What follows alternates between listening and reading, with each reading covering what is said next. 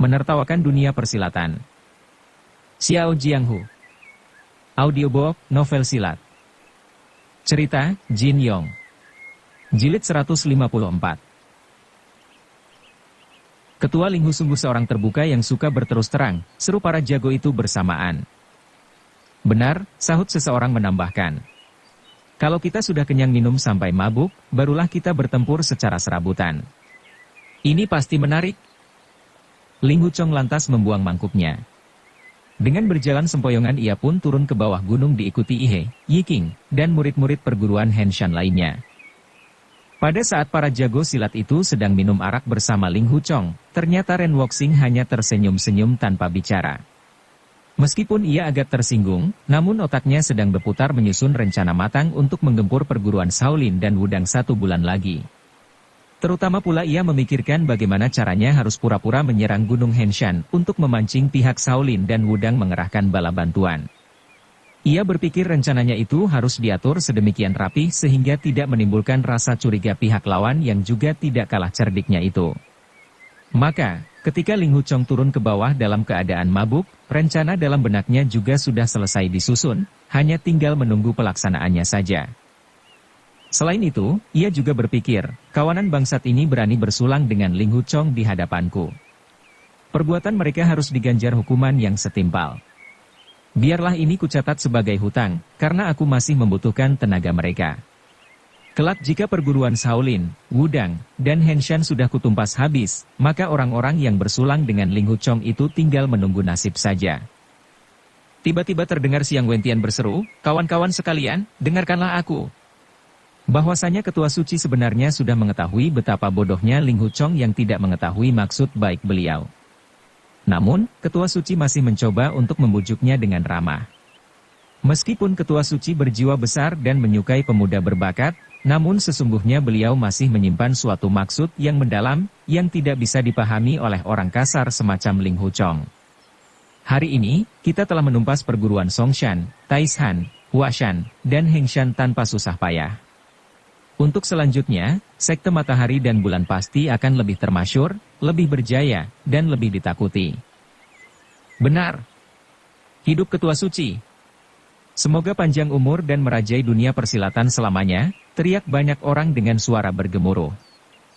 Setelah suara ramai orang-orang itu reda, Xiang Wentian melanjutkan, di dunia persilatan sekarang ini tinggal perguruan Shaolin dan Wudang saja yang masih menjadi ancaman bagi agama suci kita. Untuk ini, Ketua Suci sengaja mengatur siasat bagus, dan pilihannya itu jatuh kepada Ling Huchong. Melalui bocah itu, kita akan menyapu bersih biara Shaolin dan menumpas perguruan Wudang. Perhitungan Ketua sungguh maha jitu, rencananya diatur sangat rapi. Beliau sudah menduga Ling Huchong pasti menolak masuk ke dalam agama suci kita dan ternyata itu benar-benar terjadi. Bocah itu telah menolak bujukan Ketua Suci. Mengenai kita bersulang dengan Ling Huchong tadi, sebenarnya itu juga merupakan salah satu siasat Ketua Suci. Oh, ternyata begitu, seru banyak orang. Mereka lalu beramai-ramai berteriak lagi, hidup Ketua Suci. Semoga Ketua Suci panjang umur 1000 tahun, merajai dunia persilatan selamanya. Xiang Wentian sudah hidup puluhan tahun bersama Ren Wuxing, sehingga cukup mengenal kepribadian sang ketua tersebut. Karena terdorong oleh rasa persaudaraan, tanpa pikir panjang ia telah bersulang arak perpisahan dengan Ling Huchong, dan hal ini tentu tidak disukai oleh Ren Wuxing. Mengingat hubungan baiknya dengan sang ketua, maka hukuman tidak mungkin jatuh kepadanya. Tak disangka, orang-orang seperti Lao Touzi, Zhu Qianqiu, Ji Wuxi, dan sebagainya juga ikut-ikutan bersulang dengan Ling Huchong. Jelas perbuatan mereka itu akan mendatangkan bencana bagi jiwa mereka sendiri. Maka itu, ia lantas mengarang suatu rangkaian kata sanjung puji untuk menutupi kejadian tadi. Ia berharap dengan ucapannya itu bisa membuat Ren Wuxing tidak sampai kehilangan muka, sementara Lao Touzi dan yang lain juga tidak sampai kehilangan nyawa. Dengan ucapan Xiang Wentian tadi, perbuatan mereka bersulang dengan Ling Huchong justru terkesan mengangkat derajat kepemimpinan Ren Wuxing. Mendengar itu, Ren Wuxing sangat senang hatinya. Diam-diam ia berpikir, saudara Xiang sudah hidup bersamaku selama puluhan tahun. Tidak sia-sia aku mengangkatnya sebagai pelindung kiri agama, karena ia memang sangat mengerti isi hatiku. Ah, Meskipun ia tahu aku hendak menyapu bersih biara Shaolin dan menumpas habis perguruan Wudang, namun rincian siasat yang akan kulaksanakan sama sekali tidak ia ketahui. Siasatku ini akan kujalankan selangkah demi selangkah, dan tidak seorang pun yang akan kuberitahu secara terperinci. Sejenak kemudian terdengar Shang Guanyun berkata, Ketua Suci Maha Bijaksana. Segala urusan besar di dunia ini sudah lama berada dalam perhitungan beliau. Apapun yang beliau katakan pasti tidak salah. Apapun yang beliau perintahkan pasti segera kita laksanakan. Bao Dacu menambahkan, benar sekali. Asalkan Ketua Suci mengacungkan salah satu jari kepada kita, pasti kita akan segera bertindak. Apapun perintah beliau pasti kita laksanakan dengan penuh tanggung jawab. Sekalipun harus menyeberangi lautan api, atau terjun ke dalam minyak mendidih juga kita tak akan menolak. Qin Weibang menyahut, demi Ketua Suci, mati 1000 kali jauh lebih baik daripada hidup tanpa tujuan. Seorang lagi berkata, saudara-saudara sama-sama mengetahui, beberapa hari terakhir ini telah menjadi hari yang paling indah dalam hidup kita, karena dapat menyaksikan secara langsung wajah emas Ketua Suci. Dengan melihat wajah Ketua Suci yang bercahaya membuat kita bertambah pintar dan bertambah kuat, jauh lebih baik daripada berlatih selama 10 tahun. Ketua Suci menerangi seluruh jagat, membuat agama suci kita semakin dekat di hati rakyat jelata. Kebaikan hati Ketua Suci bagaikan hujan yang membasahi bumi, menumbuhkan bahan makanan untuk umat manusia. Semua orang berbahagia dan bersyukur untuk Ketua Suci. Para kesatria dari zaman dulu hingga sekarang, para nabi dan orang suci sekalipun tidak ada yang mampu menandingi kebesaran Ketua Suci. Kongfusi memang bijaksana, tapi mana mampu ia menghadapi ilmu silat Ketua Suci yang perkasa. Guan Yu memang memiliki tenaga malaikat, namun Ketua Suci jauh lebih cerdas darinya. Zhuge Liang ahli dalam siasat perang, namun tidak mungkin ia mampu menghadapi pedang Ketua Suci yang maha sakti. Serentak segenap anggota sekte berteriak, Kongfusi, Guan Yu, Zhuge Liang, tidak seorang pun dapat dibandingkan dengan Ketua Suci. Bao Dacu berkata, setelah agama suci kita merajai dunia persilatan, maka kita bersihkan semua patung Kongfusi dan Guan Yu dari setiap kuil. Kita dirikan patung Ketua Suci menggantikan tempat mereka. Shang Guanyun berseru lantang, semoga Ketua Suci panjang umur, berjaya selalu. Anak-anak kita, cucu-cucu kita sampai 18 turunan, semuanya akan mengabdi dengan setia kepada Ketua Suci. Serentak segenap anggota sekte bersorak gemuruh, hidup Ketua Suci, semoga Ketua Suci panjang umur, merajai dunia persilatan selamanya. Ren Wuxing mendengar sanjung puji anak buahnya itu dengan perasaan puas dan senang. Meskipun ucapan mereka terlalu berlebihan dan tidak masuk akal, namun Ren Wuxing berusaha mencari pembenaran untuknya. Diam-diam ia berpikir, apa yang mereka katakan tidak salah. Ilmu silat Zhuge Liang jauh di bawahku. Apalagi kampanye penaklukannya juga tidak semuanya membawa hasil, mana mungkin ia bisa dibandingkan denganku? Guan Yu pernah membunuh 6 jenderal musuh. Ia memang perkasa, namun mana mungkin bisa menghindari jurus penyedot bintang andalanku? Kongfusi selama hidupnya hanya memiliki murid tidak sampai 3.000 orang, sementara aku memiliki anak buah sebanyak 30.000 lebih. Ia memimpin muridnya berlari ke segala arah menghindari banjir dan kekurangan pangan tanpa bisa berbuat apa-apa, sedangkan aku memimpin puluhan ribu anak buahku menjelajahi jagat raya kemana aku suka tanpa ada masalah sedikit pun. Kepandaian dan kebijaksanaan Kongfusi tidak bisa menandingi aku. Sorak-sorai para anggota sekte masih terus bergemuruh, menggema di lembah pegunungan itu. Langit terasa ikut bergetar, bumi terasa ikut berguncang. Tidak hanya yang berada di puncak menyongsong mentari saja yang berteriak-teriak, bahkan para anggota yang berjaga di pos-pos penjagaan di segenap penjuru pegunungan juga ikut bersorak ramai. Dengan wajah berseri-seri Ren Wuxing lantas bangkit dari tempat duduknya. Melihat sang ketua telah berdiri, semua orang serentak berlutut dan memberikan sembah. Dalam sekejap saja suasana di atas puncak menyongsong mentari itu berubah menjadi hening dan sunyi senyap. Sinar matahari pagi menerpa wajah dan sekujur badan Ren Wuxing. Ia tampak sangat berwibawa bagaikan seorang dewa turun dari kahyangan. Ren Wuxing lantas tertawa terbahak-bahak dan berkata, jika aku bisa hidup selamanya seperti hari, sampai di sini tiba-tiba suaranya berubah serak. Ia mencoba mengerahkan tenaga dan mengatur napas untuk mengucapkan kata, hari ini, namun otot dada terasa kejang dan mulut pun sukar bersuara. Dengan tangan kanan menahan dada, ia berusaha menekan darah panas yang telah naik ke dalam kerongkongan. Akan tetapi, kepalanya lantas pusing dan mata pun berkunang-kunang. Cahaya matahari pagi itu membuat pandangannya terasa sangat silau.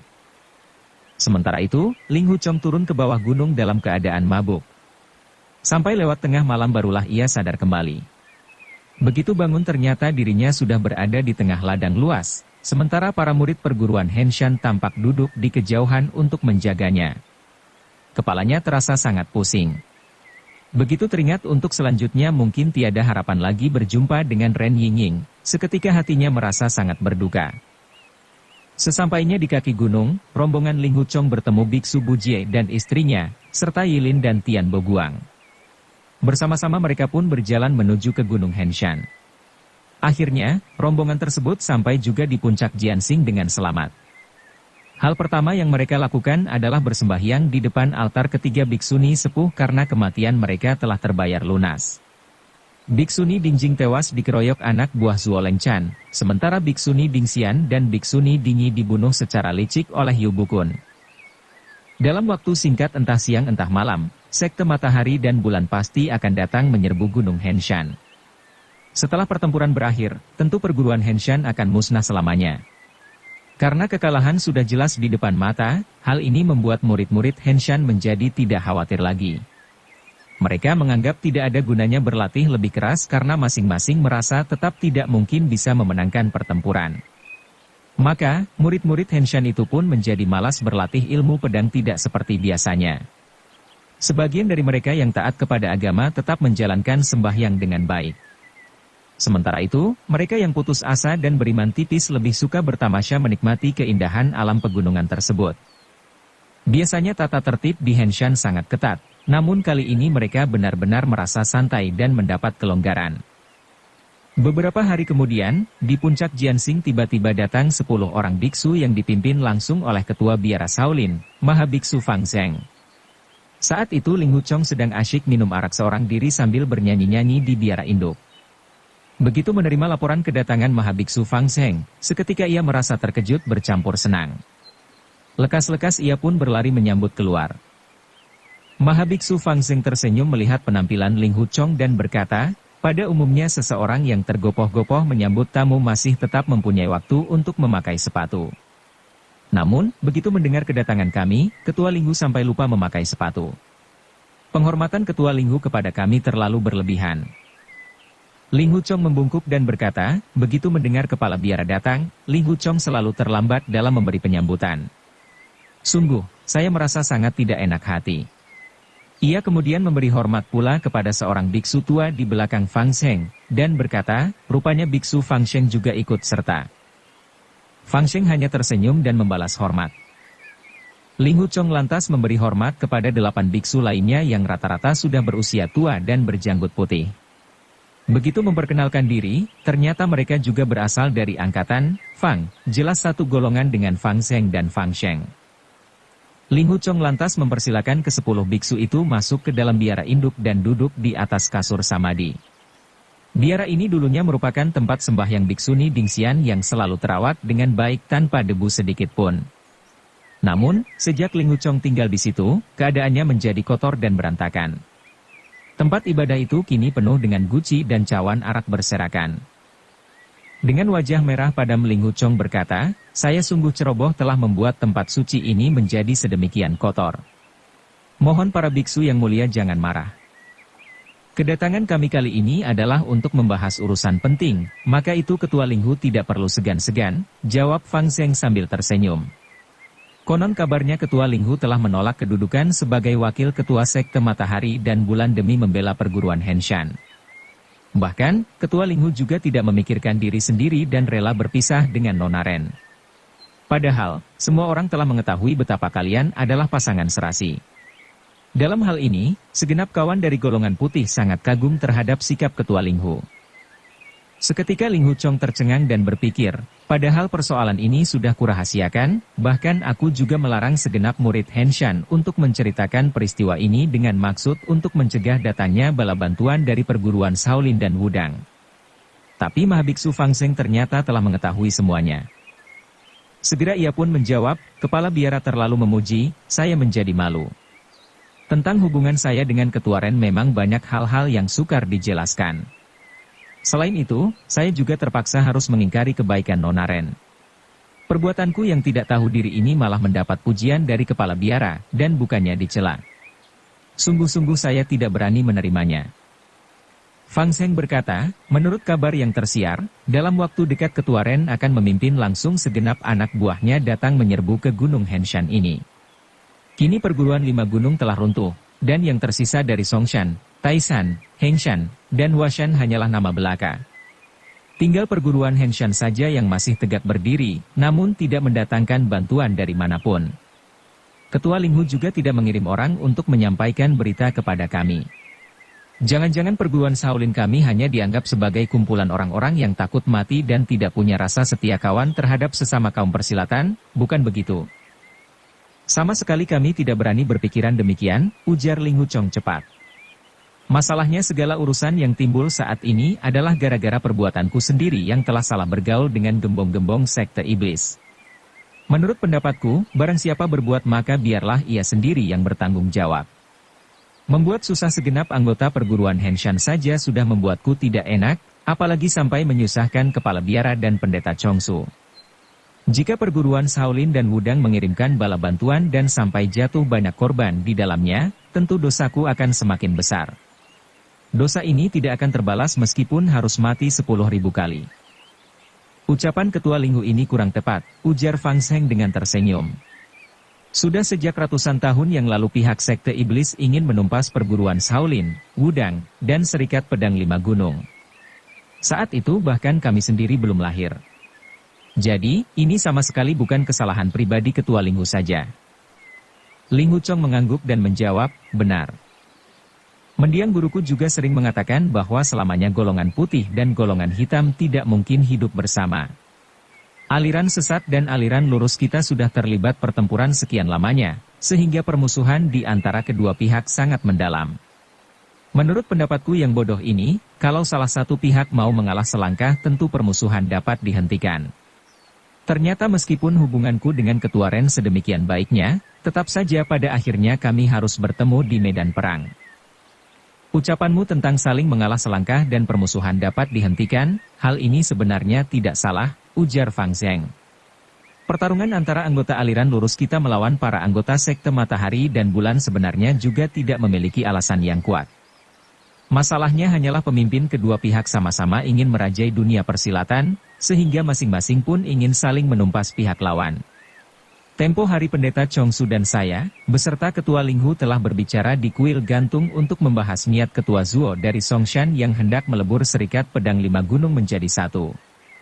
Kita sama-sama mengkhawatirkan ambisinya yang besar itu, ingin merajai dunia persilatan. Setelah berhenti sejenak dan menghela napas panjang, Fang Zheng melanjutkan, konon sekte matahari dan bulan memiliki semboyan yang menyatakan, panjang umur, hidup abadi, merajai dunia persilatan selamanya. Kalau Ketua Ren sudah punya niat seperti itu, tentu tidak akan pernah ada kedamaian lagi di dunia persilatan. Dalam dunia persilatan terdapat berbagai macam perguruan, aliran, partai, ataupun perkumpulan, yang masing-masing memiliki keanekaragaman. Menyatukan itu semua di bawah satu bendera jelas bertentangan dengan hukum alam. Ling Huchong menjawab, ucapan kepala biara sangat benar. Ketua Ren menyatakan dalam bulan ini ia akan menyapu bersih seluruh penghuni Gunung Henshan, bahkan ayam dan burung juga tidak diberi ampun. Sekali ia berkata demikian, sudah pasti ia laksanakan pula. Oleh karena itu, sekarang ini para jago terbaik dari perguruan Shaolin, Wudang, Kunlun, Emei, dan Kongtong telah berkumpul di kaki Gunung Henshan ini. Hah, benarkah demikian? Seru Ling Huchong terkejut sampai melonjak dari duduknya. Para tokoh terkemuka dari berbagai perguruan telah datang membantu, namun sedikit pun saya tidak tahu. Ai, sudah sepantasnya saya yang tidak becus ini mendapat hukuman. Rupanya ancaman serangan dari Ren Wuxing itu bukannya membuat perguruan Henshan bersiaga, tetapi justru menyerahkan diri pada nasib.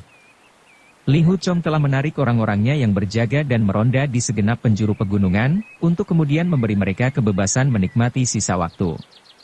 Akibatnya, ia sama sekali tidak mengetahui kalau bala bantuan dari berbagai perguruan golongan putih telah datang dan berkumpul di kaki gunung. Terdengar Ling Huchong melanjutkan, para biksu yang mulia, silakan beristirahat lebih dulu, saya akan memimpin para murid untuk menyambut para tamu agung tersebut. Fang Zheng mengangguk dan menjawab, segenap perguruan aliran lurus ibarat berada dalam satu kapal yang sama. Bersama-sama kita bahu-membahu menghadapi ombak dan badai yang datang menerjang. Tidak perlu terlalu banyak adat, kami sudah membawa perbekalan secukupnya. Baik, jawab Ling Huchong sambil mengangguk. Ia lantas bertanya, kalau boleh tahu, kapan dan dari mana kepala biara mendengar kabar bahwa sekte matahari dan bulan hendak menyerbu Gunung Henshan? Seorang sesepuh telah mengirimkan surat kepada kami yang berisi kabar mengenai hal ini, jawab Fang Zheng. Sesepuh, sahut Ling Huchong menegas. Jelas-jelas ia tahu kedudukan Mahabiksu Fang Zheng di dunia persilatan sudah sangat tinggi. Lantas, siapa pula yang lebih tua tingkatannya daripada dia? Dengan tersenyum Fang Zheng menjawab, sesepuh ini adalah tokoh terkenal dari perguruan Huashan. Beliau pernah mengajarkan ilmu pedang mahasakti kepada ketua Linghu. Ah, ternyata kakek guru Feng, seru Ling Huchong senang. Benar sekali, memang sesepuh Feng Qing yang orangnya, kata Fang Zheng. Sesepuh Feng telah mengirim 6 orang sobat ke biara Shaolin untuk memberitahukan tentang apa yang dialami ketua Linghu di puncak menyongsong mentari tempo hari. Cara bicara ke-6 sobat itu agak bertele-tele dan tidak jelas. Namun, setelah mendengarkan dengan sabar selama 2 jam, akhirnya saya dapat memahaminya dengan jelas. 6 dewa lembah persik, benarkah mereka? Tanya Ling Huchong. Mereka memang 6 dewa lembah persik, sahut Fang Zheng tersenyum. Ling Huchong berkata, ketika berada di Gunung Huashan, sebenarnya saya ingin menyampaikan salam hormat kepada kakek guru Feng. Namun, mendadak muncul berbagai macam urusan.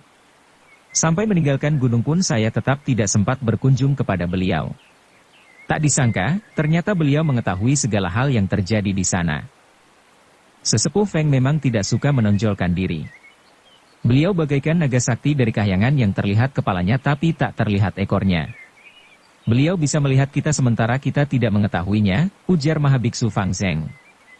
Meskipun beliau mengasingkan diri di lembah pegunungan, namun begitu perguruan Huashan tertimpa musibah, mana mungkin beliau tinggal diam begitu saja? Pada saat itu sebenarnya 6 dewa lembah persik juga menyusul ke Gunung Huashan dan bermain-main di sana. Mereka lantas ditangkap dan disekap selama beberapa hari oleh sesepuh Feng. Setelah jera, mereka akhirnya dapat disuruh pergi ke biara Shaolin menyampaikan surat dari beliau. Ling Huchong pun merenung, rupanya 6 dewa lembah persik ditawan beberapa hari oleh kakek guru Feng. Mereka suka menjaga gengsi, tidak mungkin mau menceritakan kejadian memalukan ini kepadaku. Bisa-bisa mereka justru membual telah menangkap kakek guru Feng segala. Biarlah nanti aku bicara melantur untuk memancing mereka sehingga menceritakan semuanya dengan lengkap. Ia lantas bertanya, menurut isi surat tersebut, apakah ada perintah kakek guru Feng kepada saya? Sesepuh Feng dengan sangat rendah hati mengaku telah mendengar ancaman sekte matahari dan bulan terhadap perguruan Henshan. Oleh karena itu, beliau sengaja mengirim kabar kepada saya.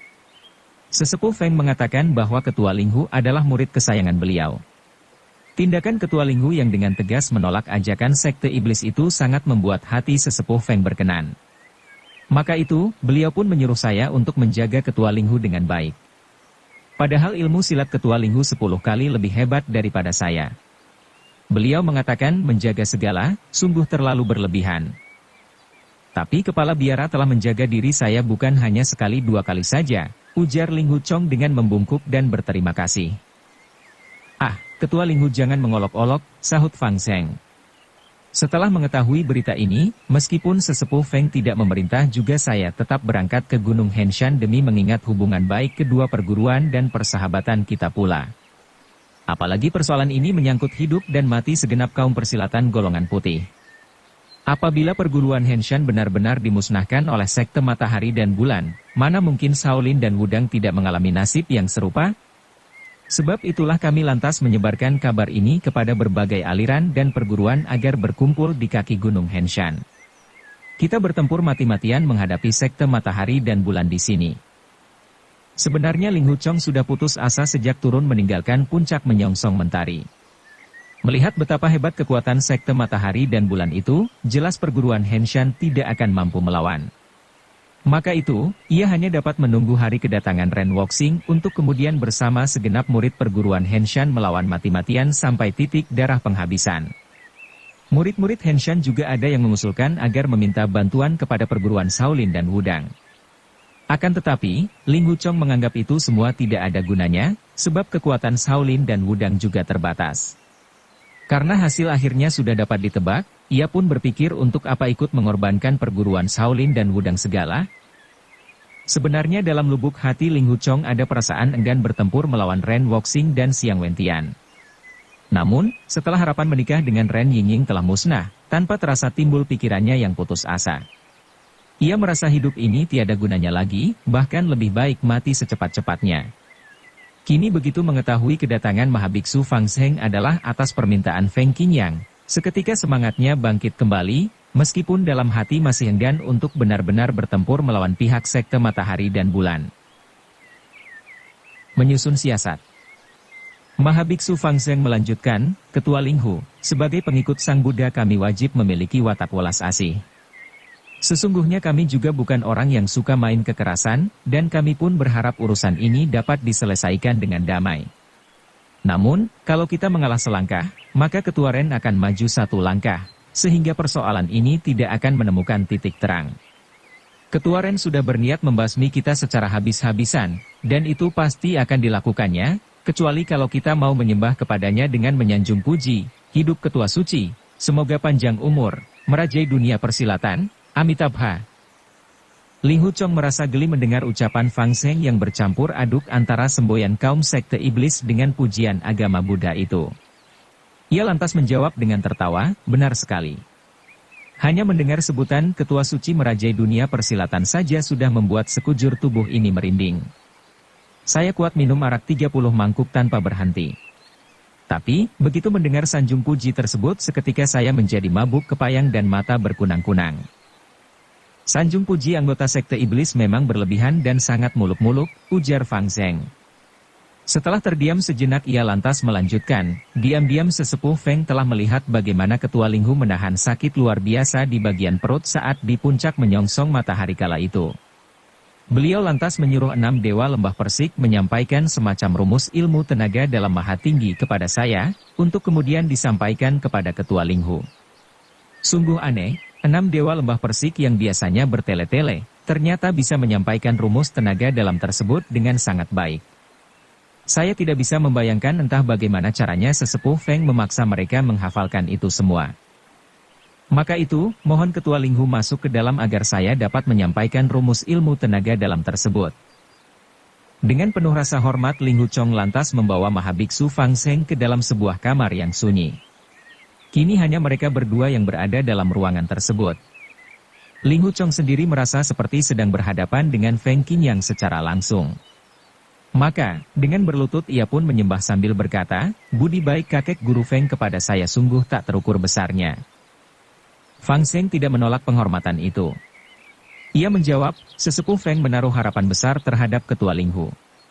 Maka, hendaknya kau dapat melatih ilmu tenaga dalam ini dengan baik sesuai rumus yang saya sampaikan ini. Baik, jawab Ling Huchong. Saya berjanji akan mempelajari ilmu ini dengan sungguh-sungguh. Fang Zheng pun mulai menguraikan kalimat-kalimat rumus ilmu tenaga dalam tersebut kepada Ling Huchong.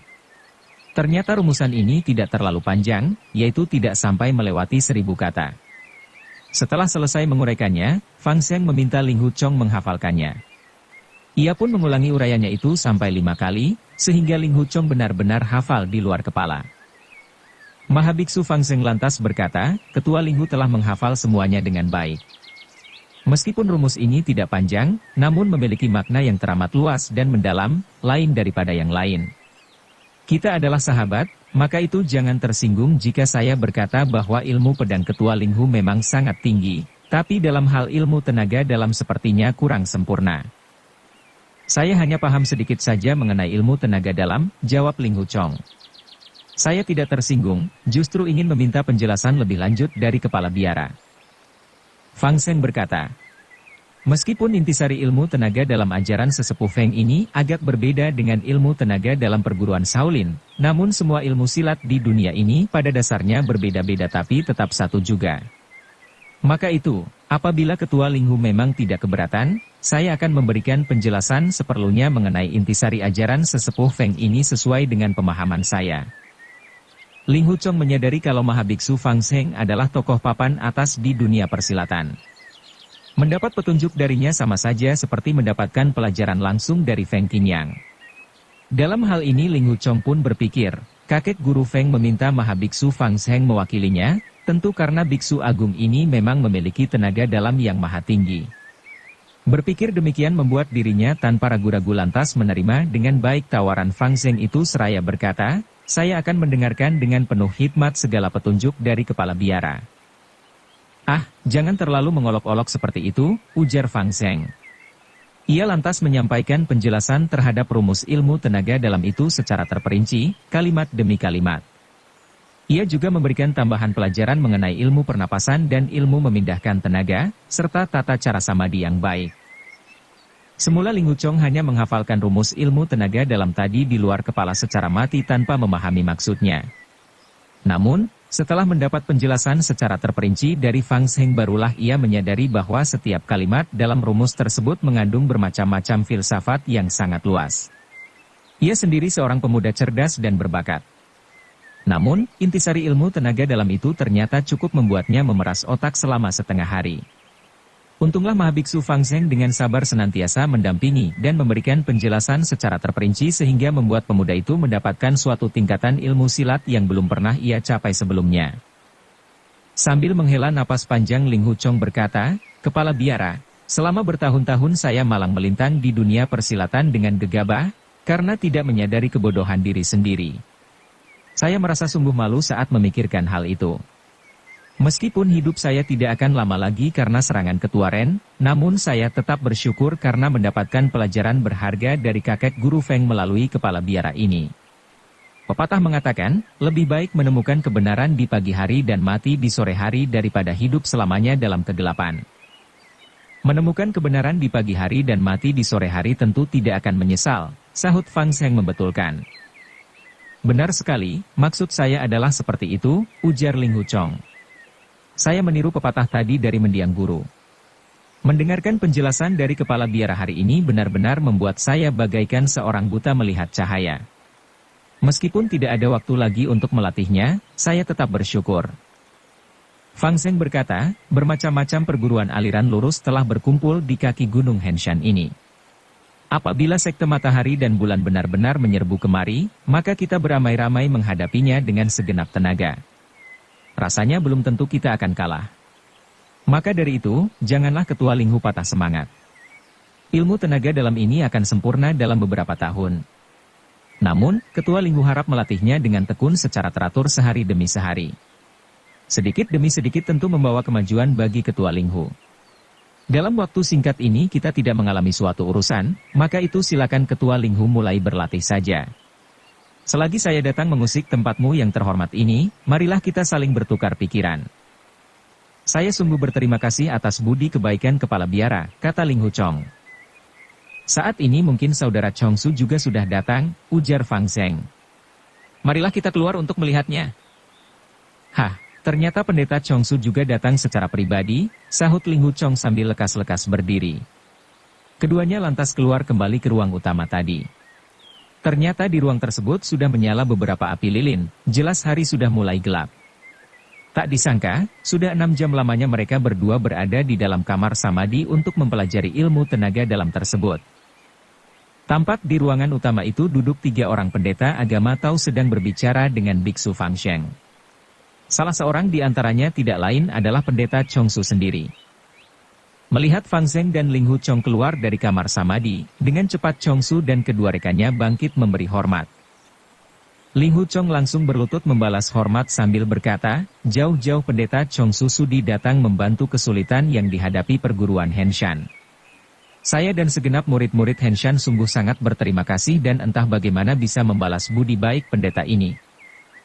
Lekas-lekas Chong Su membangunkan Linghu Chong dan berkata sambil tertawa, sudah cukup lama kami berada di sini.